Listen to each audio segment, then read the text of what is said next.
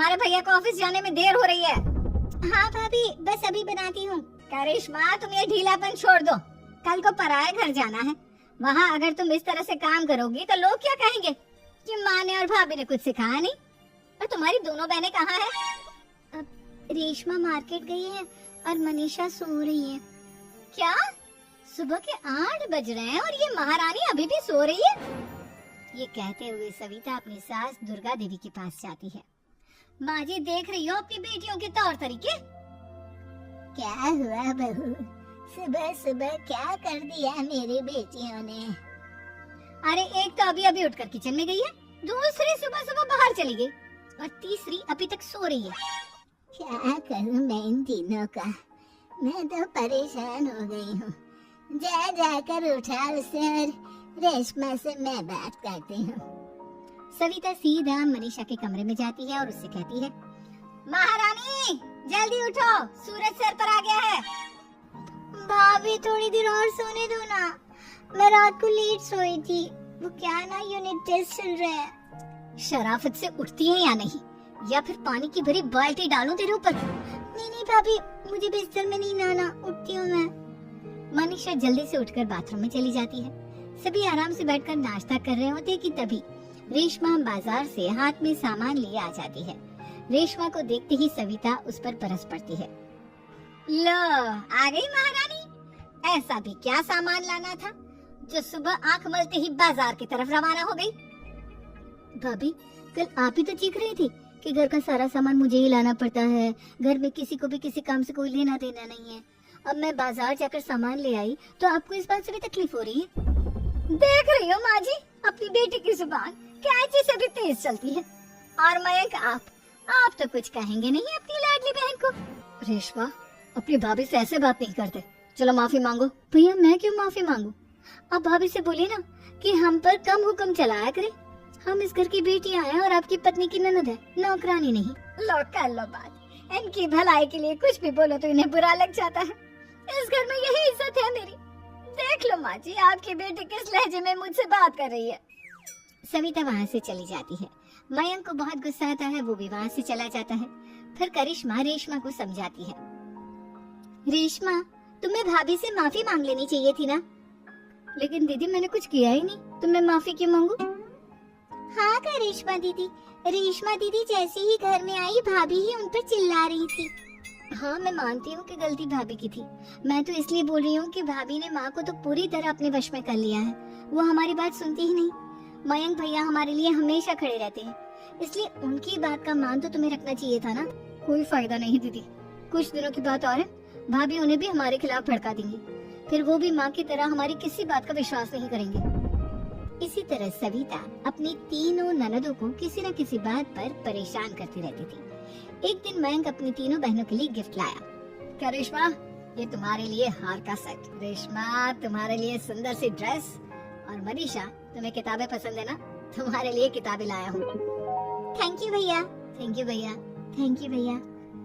करिश्मा, तुम्हारा नेकलेस कितना सुंदर है, ये भैया कहाँ से ले आए होंगे? मैंने भैया को 3 दिन पहले फोन पर ये डिजाइन दिखाया था और आज भैया ये ले आए। सविता तो अपनी ननदों की गिफ्ट्स देखकर जल गई और करिश्मा का नेकलेस तो उसे भी बहुत पसंद आया था। अपनी बहनों के लिए कितना अच्छा नेकलेस लेकर आए हैं, मुझे कभी कोई गिफ्ट नहीं दिया। मैं आज ही ये हार चुरा लूंगी। रात में सविता करिश्मा का हार चुरा लेती है और इसी तरह उसे अपनी ननदों की जो भी चीज अच्छी लगती वो उसे मांगती नहीं, बल्कि रात के अंधेरे में चुरा लेती। इसी तरह दिन बीतते गए और सविता ने मयंक के दिल में भी उसकी बहनों के लिए नफरत पैदा कर दी। एक दिन मयंक ने करिश्मा और रेशमा के लिए रिश्ता देखा और ये बात उसने घर में सबको बताई। माँ, करिश्मा और रेशमा के लिए बहुत अच्छा रिश्ता आया है, वो लोग कल इन्हें देखने आ रहे हैं, आप और सविता मिलकर सारी तैयारी कर लेना। ये सुनकर करिश्मा और रेशमा खुश हो जाती है, लेकिन सविता सोचती है, अगर इन दोनों बहनों की शादी हो गई तो घर और बाहर का काम कौन करेगा? मनीषा तो 1 नंबर की कामचोर है, उससे तो किसी बात की उम्मीद लगाना ही बेकार है। मुझे इस शादी को रोकना होगा। अगले दिन सभी लड़के वालों के स्वागत की तैयारी करने में लगे होते हैं।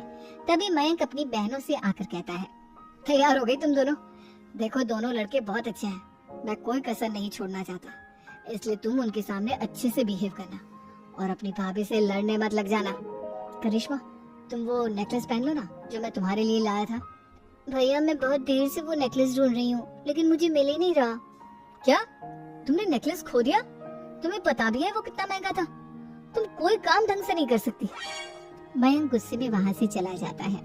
थोड़ी देर बाद लड़के वाले भी आ जाते हैं। वो दोनों बहनों को पसंद कर लेते हैं और रिश्ता पक्का हो जाता है। लेकिन सविता के दिमाग में तो कुछ और ही खिचड़ी पक रही थी। वो पंडित जी के पास करिश्मा की कुंडली लेकर जाती है और उन्हें पैसे देकर करिश्मा की कुंडली बदलवा देती है। जब लड़के वालों के पास करिश्मा की कुंडली जाती है तो वो दुर्गा को फोन करते हैं। बहन जी, हमने करिश्मा की कुंडली अपने पंडित जी को दिखाई थी। आपकी बेटी की कुंडली नहीं बल्कि दोषों का पिटारा है।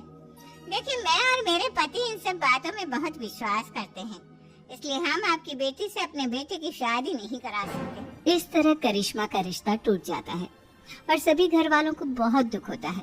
अब कविता सोचती है, चलो करिश्मा का तो रिश्ता टूट गया, अब रेशमा का भी रिश्ता तोड़ना है। क्या करूं?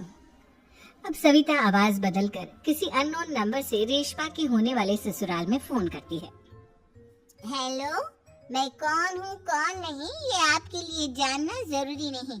बस इतना सुन लो कि रेशमा का 2 साल से किसी के साथ अफेयर चल रहा है। बस रेशमा का रिश्ता तोड़वाने के लिए सविता का इतना कहना काफी था। अब रेशमा का भी रिश्ता टूट गया। मयंक और दुर्गा देवी ने रेशमा को खूब खरी खोटी सुनाई और उससे बार बार उस लड़के के बारे में पूछने लगी। आप दोनों मुझे क्यों परेशान कर रहे हो? अरे कोई लड़का होगा मेरी लाइफ में तो मैं बताऊंगी ना। जब कोई है ही नहीं तो कहाँ से लाऊं मैं कोई लड़का? तेरे होने वाले ससुराल वालों को फोन किसने किया था? माँ, मैं नहीं जानती किसने फोन किया था, मैं सच कह रही हूँ। मैं तो पहले ही कह रही थी इसकी लगाम खींच कर रखो, लेकिन मेरी सुनता ही कौन है। आप चुप रहिए भाभी, ये सब आपका ही किया धरा है। अब तीनों बहनों को विश्वास हो जाता है कि ये सब उनकी भाभी ही कर रही है। तीनों बहनें अपनी भाभी को सबक सिखाने के लिए एक वकील कर लेती है और घर में हिस्सा मांगा। देखो भैया, माँ बाप की जायदाद में जितना बेटों का हक होता है उतना ही बेटियों का, इसलिए इस घर के 4 हिस्से होंगे और हमें अपना हिस्सा चाहिए। मैंने तुम्हारे लिए क्या क्या नहीं किया और तुम इस घर में हिस्सा मांग रही हो? भैया, आप और माँ हम बहनों की कोई बात नहीं सुनते हो और भाभी हमारी शादी नहीं होने देगी क्योंकि उन्हें लगता है कि आप हमारी शादी में ज्यादा पैसा लगाओगे और उन्हें हम जैसी फ्री की नौकरानी कहाँ मिलेगी।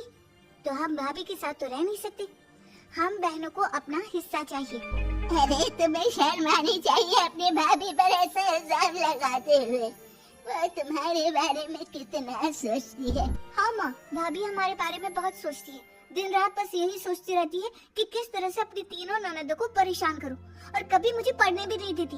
दोनों बहनों का रिश्ता भी तो इन्होंने ही तोड़वाया है और रात में हमारे कमरे में आकर हमारी चीजें भी चुराती हैं। इसी तरह सविता की तीनों ननदें अपनी बात पर अड़ी रही। अब कोर्ट में तारीख भी शुरू हो गई। जब सविता को लगा कि उसकी तीनों ननद इतनी आसानी से नहीं मानने वाली, तो उसने अपने पति और सास को सारी सच्चाई बता दी और अपनी तीनों ननद से माफी मांगी। मयंक और दुर्गा को भी अपनी गलती का एहसास हो गया। अब सविता खुद करिश्मा और रेशमा के लिए अच्छा रिश्ता ढूंढती है और उनकी शादी